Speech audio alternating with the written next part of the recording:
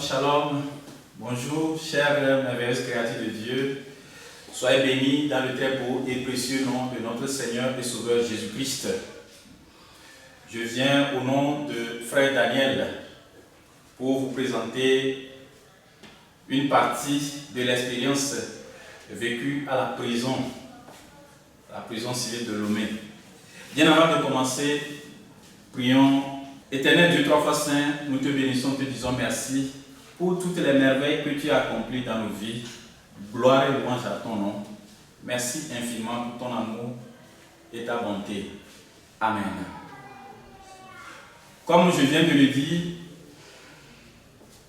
depuis 2016, j'étais à la prison pour une affaire de terrain d'abus de confiance. Oui, durant ce temps, mon dossier était en souffrance. Ça ne fait que faire des va-et-vient entre les juges, des renvois sur renvois. J'ai été libéré 3 fois de suite, mais qui a été refusé par mon plaignant. Donc, durant ce temps, j'étais sur... je perdais espoir. Je perdais espoir parce que je ne comprends plus rien. Et voilà, dans le mois de mars 2020, dans le bâtiment dans lequel j'étais, on a amené un monsieur que je ne connaissais pas. Je l'ai vu le jour-là comme un détenu. Et c'est après sa présentation que nous avons su que c'est l'apôtre.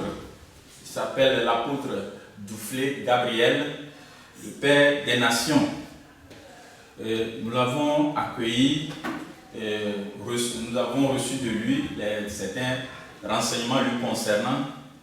Et le soir là, nous l'avons trouvé place pour se coucher dans un bâtiment de 7 mètres sur 4, qui abrite une trentaine de personnes. On était en ce moment 35 au moment où il est arrivé. Le soir là, la nuit a passé et le matin, on l'a écouté. Et en ce moment, tout le monde a su qu'il est l'apôtre. Mais pourquoi je tiens coûte que coûte à partager cette rencontre avec lui, avec vous? Je vous disais qu'arrivé à un moment, j'étais un peu dans le désespoir. À l'allure où vont mes dossiers, j'étais dans le désespoir. Et dans le bâtiment dans lequel nous étions aussi, tout le monde est sur les nerfs parce que durant une période donnée, environ 8 mois, nous ne sentons pas de sortie de libérés dans le bâtiment. Tout le monde est là, nous nous posons des questions. Alors que par ailleurs, des gens trouvent la liberté. Mais chez nous en ce moment, il n'y a qu'un statu quo. On est là seulement, on se posait la question. Et à ma grande surprise, la semaine dans laquelle l'apôtre Duflé Gabriel est arrivé, on l'a déféré. À ma grande surprise, dans la semaine en même temps, il y a eu 2 personnes qu'on n'espérait même pas, qui eux aussi, ils n'espèrent même pas à leur liberté en ce moment-là. Ça a été une surprise, mais comme nous n'avons pas l'œil de Dieu, nous ne savons pas que ça pourrait... c'est l'arrivée de l'apôtre qui a eu d'influence, qui a débloqué la situation, si je peux le dire ainsi. 2 personnes ont été libérées le 3e jour où il est arrivé. La semaine qui a suivi en même temps, celui qui se couche directement à côté de lui, est aussi libéré. Voilà, il y a un soulagement dans le bâtiment. Et à la grande surprise encore, le chef du bâtiment d'alors, qui était dans une période d'une dizaine d'années, sans jugement, sans jugement, a été libéré comme ça. Après 10 ans, on ne l'a pas jugé, on ne l'a même pas. On dirait que son dossier est perdu. Mais à notre grande surprise, ce responsable du bâtiment a été libéré comme ça. Et il y a vraiment un grand soulagement dans le bâtiment et c'était une joie. Ce que j'ai constaté, c'est que, arrivé à un moment où on a déplacé l'apôtre, le Père des Nations, on l'a déplacé pour aller, on lui a changé de place.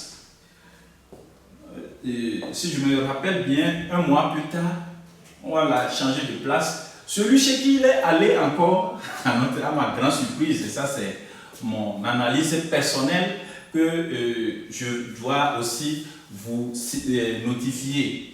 Celui chez qui on l'a déplacé, dans la semaine encore, a trouvé de libération.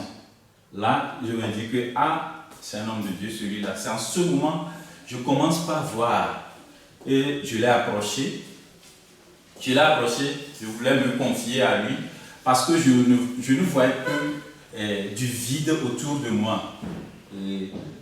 Parce que j'ai eu des problèmes avec des responsables, des hommes de Dieu aussi, qui sont mes plaignants et qui s'opposent à chaque fois à ma libération. Comme je vous l'avais dit, j'ai été libéré 3 fois de suite. Mais mon plaignant, qui est un homme de Dieu aussi, s'opposait toujours, mais finalement je ne sais plus s'il veut que je meure dans la prison ou quoi.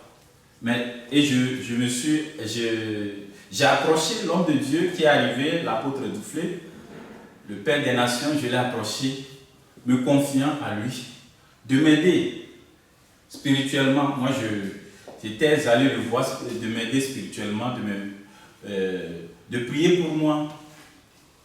Et l'homme de Dieu me disait, si je me rappelle, la phrase qui m'a servi en ce temps-là, c'est Dieu, c'est Jésus. Jésus va le faire. Ne t'inquiète pas, n'aie pas peur. J'ai gardé mon sang-froid. Donc, du coup, je vois que des gens de gauche à droite venaient vers lui. Alors que c'est quelqu'un qui ne sort même pas du bâtiment de la cellule pour aller sur la cour. C'est quelqu'un qui ne sortait même pas, pratiquement pas.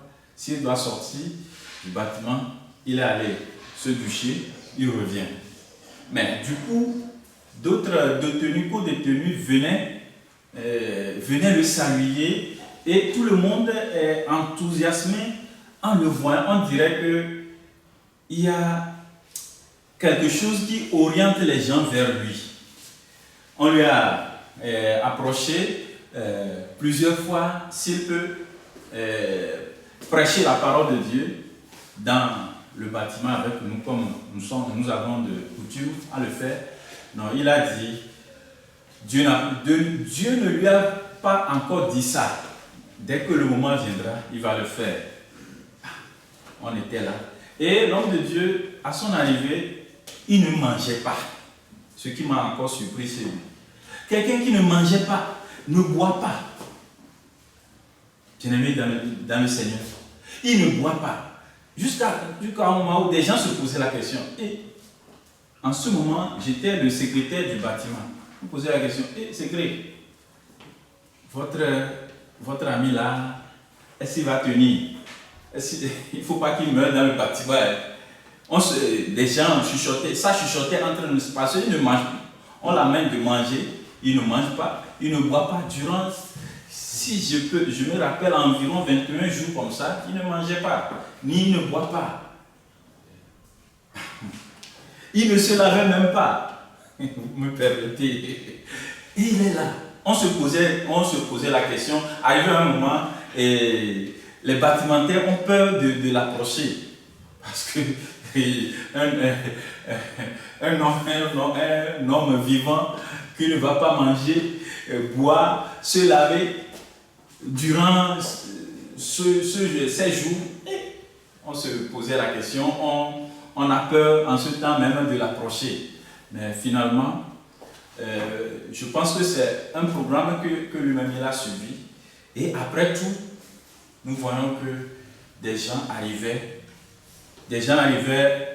pour le voir, de les aider sur tous les plans, plans spirituels, alimentaires et juridiques. Je vous rappelle en passant que mon expérience à la prison m'a permis d'apprendre beaucoup de choses.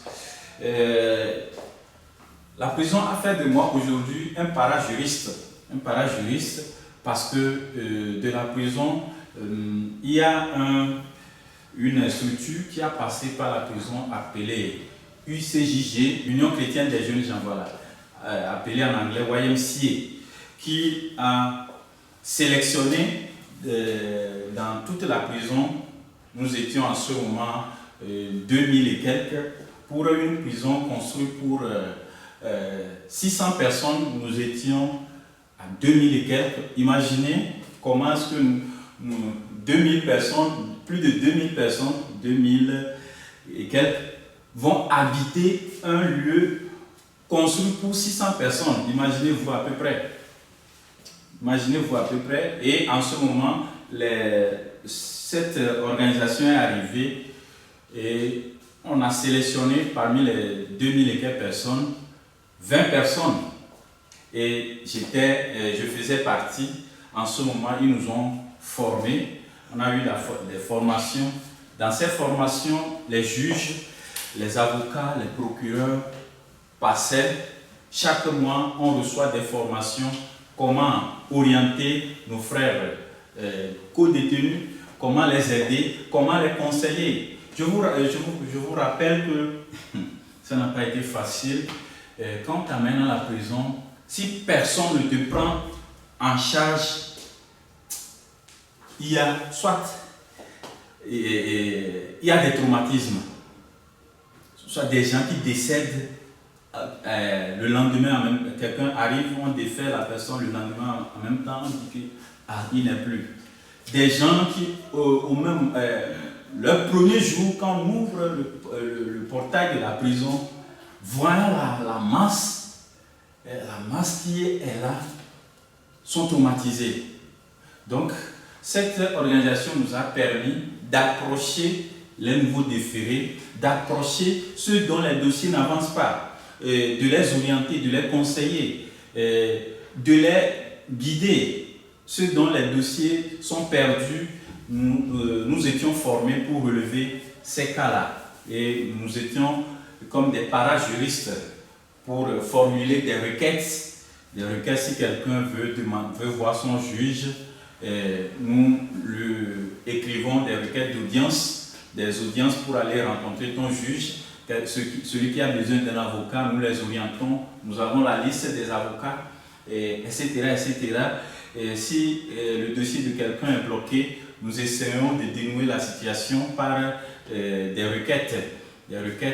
Et aussi, je vous rappelle que la population est dans l'ignorance totale. Nous ne connaissons pas les droits et devoirs.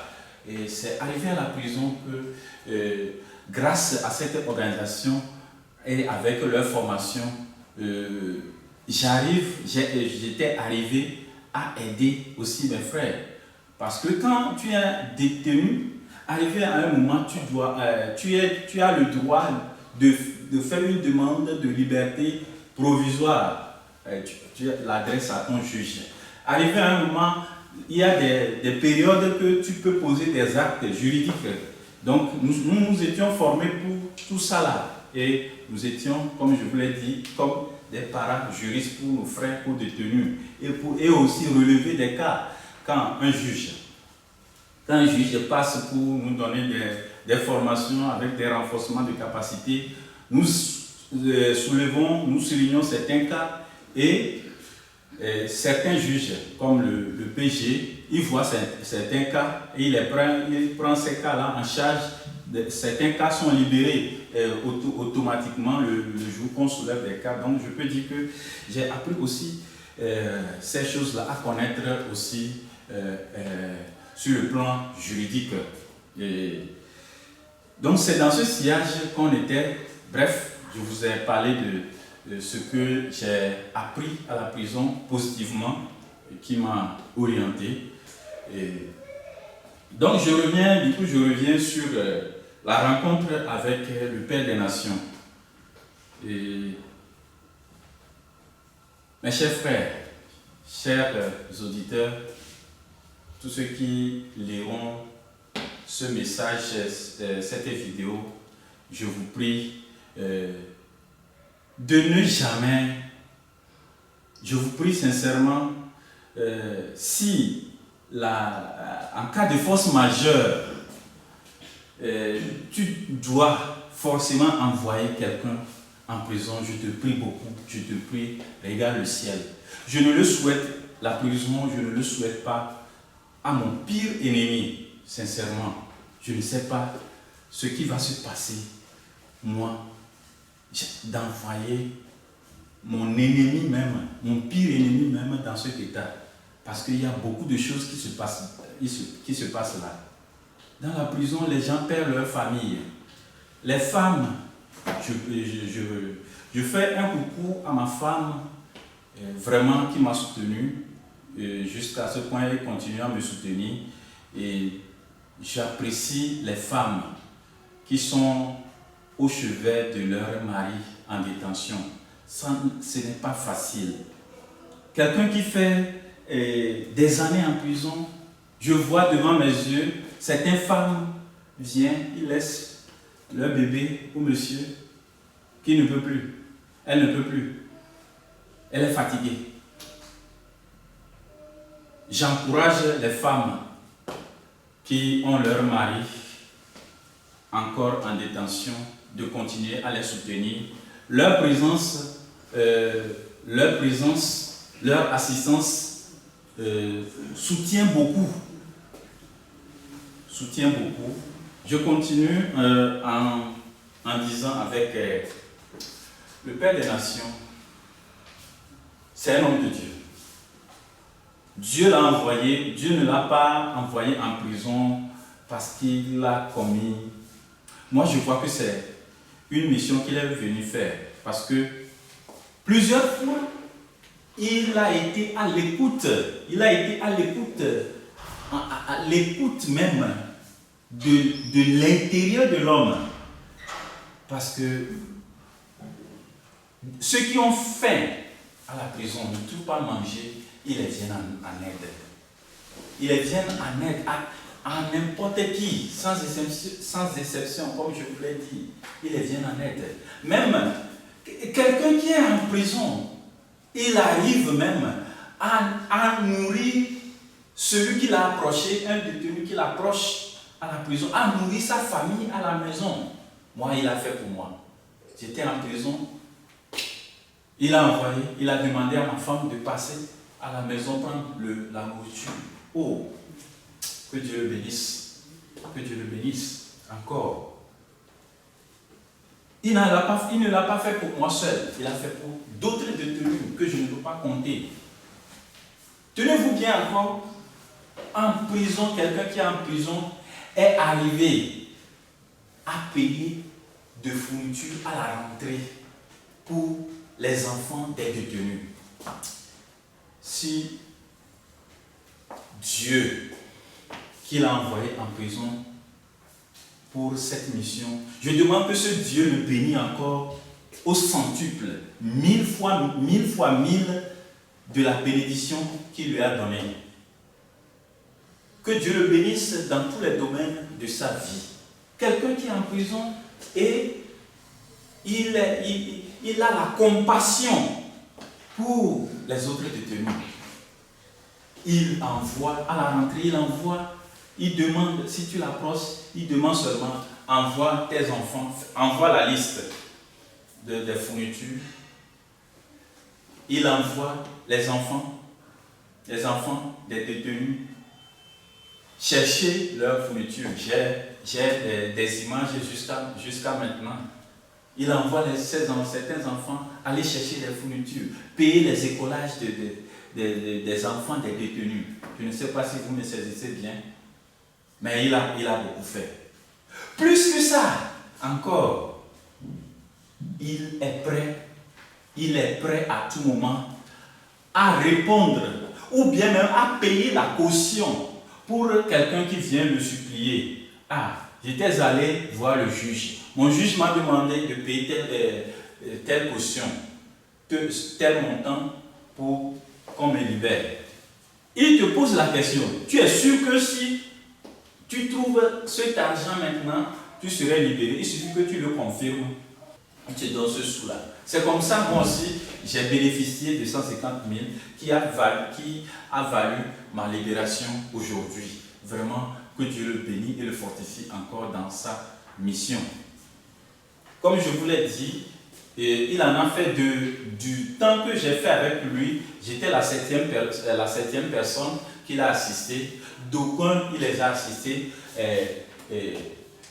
500 000, 200 000, 400 000, etc., etc. Il a payé des cautions pour que des gens sortent. Mais je suis sûr qu'il ne l'a pas fait pour les personnes, l'homme, la chair que nous sommes, mais il a compris quelque chose. Il a fait pour notre âme. Parce que je vois qu'il a la compassion pour le salut des âmes. Ça, que Dieu le bénisse encore davantage. Et c'est comme ça aussi, si quelqu'un est malade, il n'hésite pas à payer les ordonnances. Il suffit que tu es malade, tu vas à l'hôpital. Devant moi, des gens étaient malades, ils venaient. Quand tu vas à l'hôpital, on te prescrit les ordonnances. Il suffit que tu viens avec l'ordonnance, il te donne le produit, il te donne l'argent pour aller acheter le produit. Ou bien lui-même, il demande qu'on achète le produit. Il en a fait pour moi, c'est pourquoi je partage ça avec vous. Pour que cela vous fortifie, cela fortifie votre foi. Pour que vous sachiez quel type d'homme de Dieu il est. Il a assisté sérieusement dans un bâtiment. Dans un bâtiment, il y a un frère qui était sérieusement malade. Sérieusement malade, hospitalisé au CHU, au centre CHU réservé pour les détenus. Et il assistait. Il envoyait pour qu'on lui paye ses produits. Il demandait qu'on amène la nourriture à ceux qui n'ont pas les moyens. Et devant moi, il y a quelqu'un qui l'a assisté.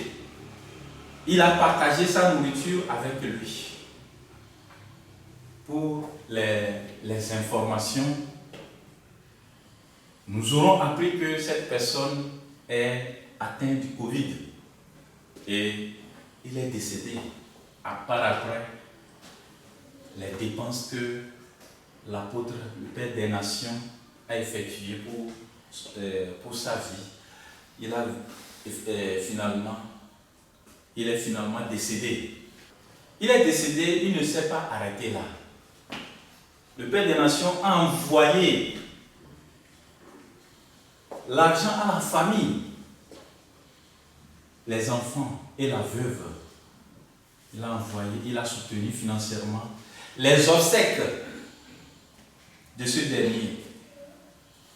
Il a soutenu ses obsèques. Je vous rappelle que dans la prison, il y a tout un brassage d'ethnies, de pays. Il y a les Allemands,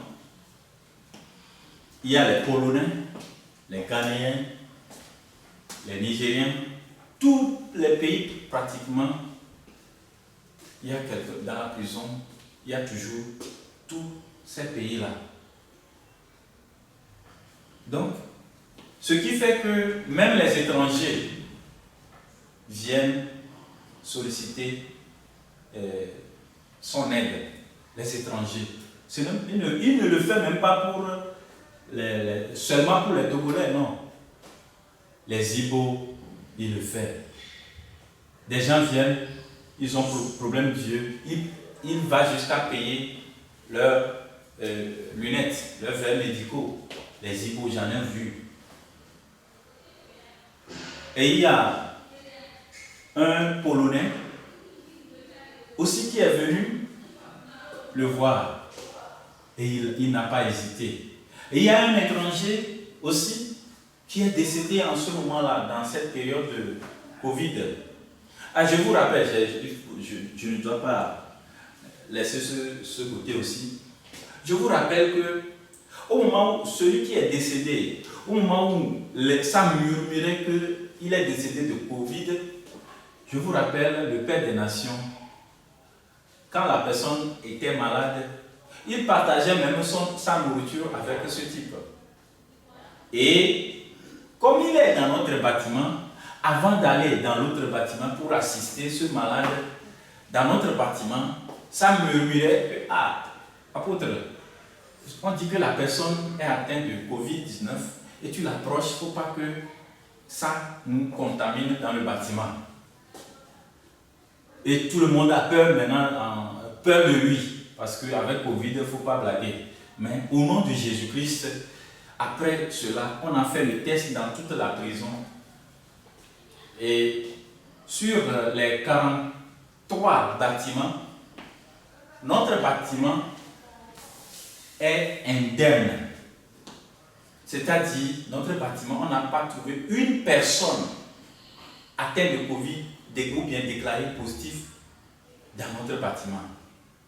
Je ne sais pas si vous m'avez suivi de ce côté. Malgré que l'homme de Dieu, le Père des Nations, allait partager, rendait visite à celui-là qu'on dit qu'il est atteint de Covid, il va chez lui partager sa nourriture avec lui. Il le salue. Mais quel est Dieu? Très merveilleux. On nous a fait le test dans le bâtiment. Personne n'est atteint de Covid dans notre bâtiment. Parce qu'on avait, après le test, nous tous on savait que au moins lui comme il approchait le malade, au moins lui il serait déclaré positif. C'est pour cela que j'ai dit plutôt que il y a un Dieu qui est avec lui. La main de Dieu est sur lui. Je m'arrête là pour ne pas vous frustrer. C'est ainsi que nous continuons notre parcours. Et chemin faisant, il y a un étranger aussi qui est décédé dans la foulée. Un étranger décédé au Togo. Encore où? À la prison.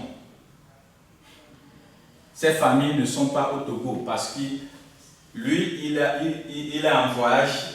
L'avion a fait transit et on l'a pris. Sa famille ne sait pas qu'il est en prison au Togo. Il ne connaît pas le Togo. Mais l'apôtre, le Père des Nations, a pris sur lui la charge de payer même son cercueil. Parce que la personne n'a personne. Naturellement, comme on enterre les détenus, c'est dans une fosse commune, on vous jette comme ça, sans cercueil. Mais il a pris sur lui de payer cercueil.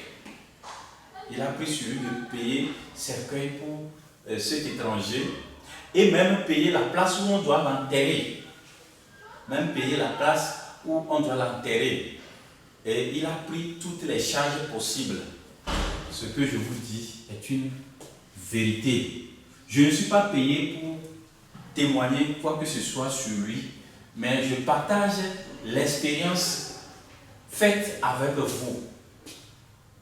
Je suis né le 20 février 1966. Le 20 février 1966, vous voyez mon âge. je ne suis pas quelqu'un pour venir, pour qu'on puisse, on peut payer aussi facilement pour venir raconter ce qui n'est pas vrai. J'ai assisté, je vous parle des faits vraiment poignants et des faits pour glorifier le nom de Dieu dans la vie du Père des nations. Je continue avec mon expérience avec lui. Bien qu'étant en détention, on a lu plein de choses sur lui concernant sa détention. La presse a parlé. Parce que moi, je suis proche de lui, des gens viennent me dire, ah, on a dit que ton monsieur là, c'est un gourou. On a dit qu'il a fait telle chose, tel fétiche. Je l'ai approché. Il a dit, Daniel, si moi, ça m'a touché. Il a dit, Daniel, si moi, ce que ce monsieur raconte sur moi, que c'est lui qui lui a fait de gris. Si il connaît ce monsieur, et il a été une fois chez un féticheur pour faire de fétiche, qu'il ne sort plus de la prison. Il me l'a dit. S'il a été quelque part dans sa vie pour faire de fétichisme, qu'il meure en prison. Moi, j'ai entendu seulement comme ça, parce que tous les détenus sont des innocents. Je l'ai entendu comme ça. Et chaque fois, il répète ça, parce que quand la presse sort, on lit des choses dans la presse avec les infos. Et il continue de dire ça. Je me suis dit, ah, ce type, c'est un bon type. Donc c'est en ce moment que j'ai commencé par le servir ardemment. Je vous ai parlé des révélations que j'ai eues le concernant. Je ne pense pas revenir encore sur ça, mais je vous dis que Dieu a un plan sur ce monsieur. Je vous ai dit, je ne le connaissais pas par le passé, mais c'est à la prison que je l'ai connu. Ce qu'il a fait, c'est grand. Parce qu'il y a des gens à la prison plus aisés que lui, qui peut faire 100 fois ce que lui l'a fait. Mais ce que moi j'ai vu de lui, c'est de ça que je parle. C'est de ça que je parle. Je vous remercie sincèrement. Je vous l'ai dit, ce n'est pas pour glorifier le Père des Nations, l'apôtre Duflé Gabriel, mais c'est pour vous encourager. C'est pour fortifier votre foi, pour que vous sachiez que il y a quelque chose, il y a quelqu'un que Dieu a préparé peut-être pour quelque chose, je ne sais pas. Mais moi, j'ai vu la main de Dieu sur lui. Il a fait pour moi. Et il continue de le faire. Même à ma sortie de la prison, je n'ai nulle part. Tous mes effets sont perdus. Parce que durant ce temps, je n'ai plus rien. Mais il n'a jamais cessé de me venir en aide. Mais mon plaignant, si je peux le dire, mes plaignants, ce sont des hommes de Dieu, des autorités de l'Église. Ma moto, actuellement, ils ont confisqué certains de mes biens, sous prétexte que je suis fautif. Donc j'ai accepté tout j'ai repris ma vie à zéro. Mais je ne m'inquiète pas, je ne m'inquiète pas. Je sais que si Dieu a permis que je rencontre le Père des Nations à la prison et qui a valu ma libération, ce même Dieu fera que tout ce que j'ai perdu, les années que j'ai perdues, je sais que au nom de Jésus-Christ, toutes ces choses me seront réitérées.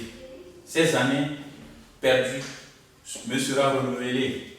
Et je demande que le temps perdu par le Père des Nations, durant ce temps de détention aussi, soit remboursé 1000 fois et les biens qu'il a dépensés sur moi particulièrement lui soit remboursé 1000 fois 1000. Il continue de m'assister. Il y a de cela 3 jours, j'étais encore allé, il m'a appelé d'aller chercher le manger, les vivres. Vraiment, c'est un homme de grand cœur. Que Dieu le soutienne et le fortifie. J'aimerais te dire, toi qui regardes cette vidéo, j'aimerais te dire qu'il y a quelque chose qui se passe.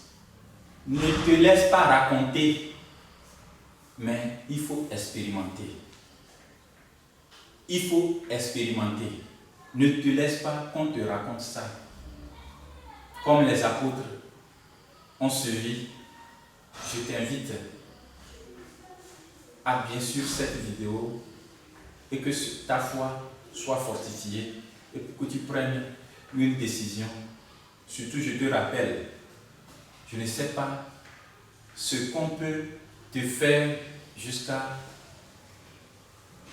amener ton frère, ta soeur à la prison, mais je te le rappelle encore, ne le fais pas. Vous pouvez passer à un règlement, à l'amiable, à un engagement, mais l'envoyer à la prison, c'est comme tu l'as tué.